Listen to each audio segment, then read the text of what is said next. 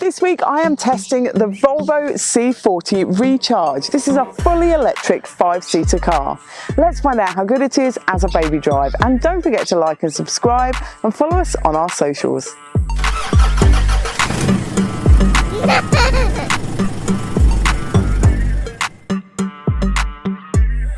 Number one is there are aircon vents in the back of the central console box, which are fantastic for keeping rear passengers the right temperature while you're driving along. Number two is I can fit 2 infant-secure child seats in the outer seats back here. I've got the Attain More and the Achieve More.